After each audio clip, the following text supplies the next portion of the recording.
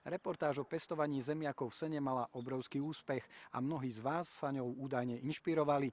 Preto sme sa do Telgartu vrátili, aby vám gazda ukázal, ako ich sadí on sám. Takto vyzerala úroda zemiakov v Sene u gazdu z Telgartu. Mimoriadne zaujímavá bola tým, že ju dosiahol bez orania, okopávania a úplne bez chémie. Celú reportáž nájdete vo videoarchíve RTVS aj na našej stránke Facebooku. Aj teraz po Veľkej noci je Kráľova hoľa nad nami zasnežená. Kedy sadíte zemiaky v Telgarte? Tak my v Telgarte sa držíme rád starých otcov a tie zemiaky dávame do zeme vždy až po 15. máji, aby neskorý jarný mráz im neublížil. Dnes to urobíme ale skôr preto, aby sme to ukázali aj divákom z Juhoslovenska, áno? Áno, veľmi radi vám to ukážeme. Ako má vyzerať pozemok, pôda, kam sadíme zemiaky v Sene? Je to viac menej jedno, ako môže vyzerať. Je takých viacej spôsobov. Aj na našej záhrade môžeme potom demonštrovať, že tá pôda pod tými zemiakmi môže byť v rôznom stave.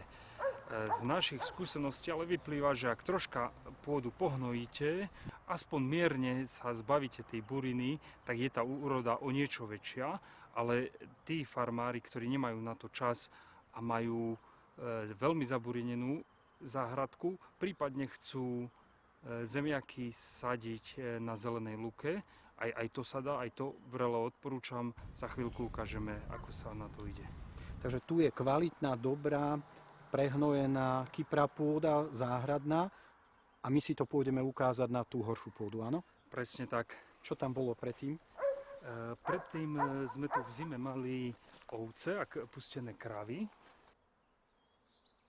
Avšak neboli tu veľmi dlho, ale je táto pôda udúpaná, nikdy sa nerilovala, takže je to taký dobrý model na to, aby sme ukázali divákom, ktorí majú záhradu v takomto stave, že sa tie zemiaky naozaj dajú sadiť aj týmto spôsobom. Donesieme si seno, slamu, alebo je to jedno? Je to naozaj jedno. Ide o to, že to musí byť nejaký mulč. Kľudne by to mohlo byť aj nejaké staré listy alebo nejaká senáž. Prípadne to môže byť aj seno, v ktorom je časť hnoja. Vidím tu aj kôpku konského hnoja, asi je vždy dobre prihnojiť. Ale áno, ak máte zbytočný hnoj, tak je dobre dať medzi tie zemiaky pod to seno, ale ak ho nemáte, nič sa nedeje, môže byť, že aj tá úroda na nevyhnojenom pozemku môže byť veľmi pekná.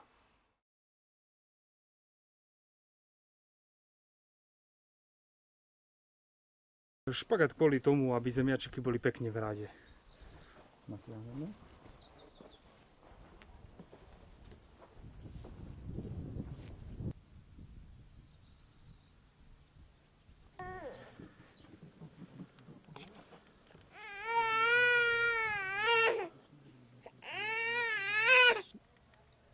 Šírka riadkov je 60 cm a vzdialenosť v riadku 50 cm.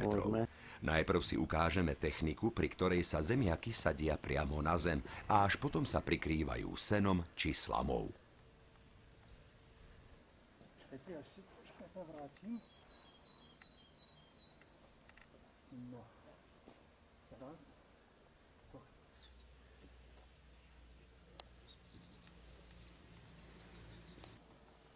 Druhá technika je najprv položiť vrstvu sena, zemiaky ukladať do nej a následne senom zakryť. Druhá technika s dvoma vrstvami sena je vhodnejšia do náročnejších podmienok. Túto metódu používame práve vtedy, ak chceme sediť zemiaky tam, kde bola predtým zelená lúka.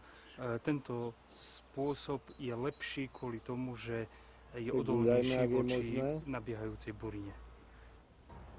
To znamená, kde sme nemali burinu, dávame zemiaky rovno na zem. Tam, kde bola burina, dáme najprv seno, až potom zemiaky? Presne tak. Čiže dáme dve vrstvy sena. Aké sú tie vrstvy sena? Prvú vrstvu odporúčam asi 10 cm a druhú vrstvu by to mohlo byť tak od 20 do tých maximálne 40 cm, ale priemerne 25-30 cm. Aké odrody sadíte? My používame odrody, ktoré sú odolné voči plecni, lebo u nás v Telgarte veľa prší a je veľmi vlhko. Vašim divákom odporúčam pestovať také zemiaky, ktoré sú osvedčené v ich regióne. Netreba z toho robiť žiadnu vedu. Tie zemiaky, ktoré s úspechom pestujú v zemi, kľudne môžu pestovať aj v sene. Nemala by to byť ale záhradná zmes, mala by to byť kvalitná odroda?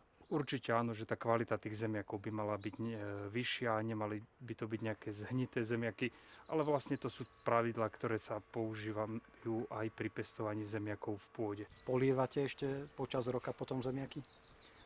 My v Telgarte nie. Je možné, že niekde na južnom Slovensku by si to možno nejakú zalievku vyžadovalo, ale to už nechám na posúdenie divákov. Predsa ten mulč pôsobí ako clona proti slnečnému žiareniu, proti vysychavým vetrom, čiže predpokladám, že tá vlhkosť v tom sene bude pri najmenšom taká vysoká, ako je v pôde a možno aj vyššia. A opäť sadenie v spone 60 na 50 cm.